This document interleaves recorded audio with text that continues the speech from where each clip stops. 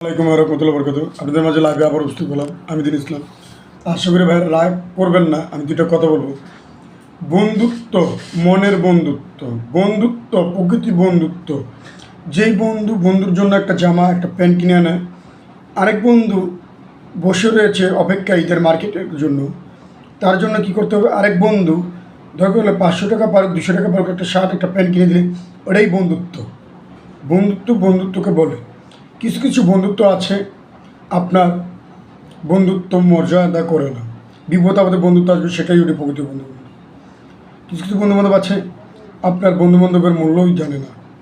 দেখেন, এক আছে আপনার মাঝে আপনার বাবা, দুই আছে আপনার মা।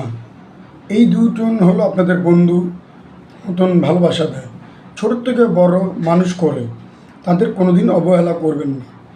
আর আরেক হলো আপনার স্ত্রী, আপনাকে স্বামী তুল্য অনেক অনেক ভালোবাসা দেয়, তাকেও অবহেলা করবেন না। আপনার ছেলে মেয়েদের কোনোদিন অবহেলা করবেন না, তাদের আদর যত্ন করবেন।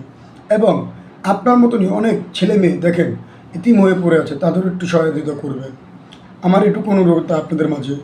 আর বন্ধুত্বের মতনই থাকবেন। কোনো বন্ধুর ভিতরে আগুন জ্বালায় দিবেন না, কোনো বন্ধুত্বের ভিতরে ফাটুন ধরায় দিবেন না। এটা হলো বন্ধুত্বর নিয়ম।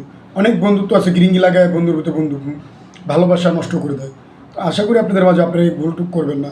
5 ওয়াক্ত নামাজ পড়বেন, আল্লাহ বিল্লাহ করবেন, সবাইকে নামাজে দাওয়াত দেবেন এবং সবাই রোজা রাখবেন। আমি এই ভিডিওটা করেছি আপনাদের জন্য। যদি ভালো লেগে থাকে তো like, comment, share, copy link করে দেবেন।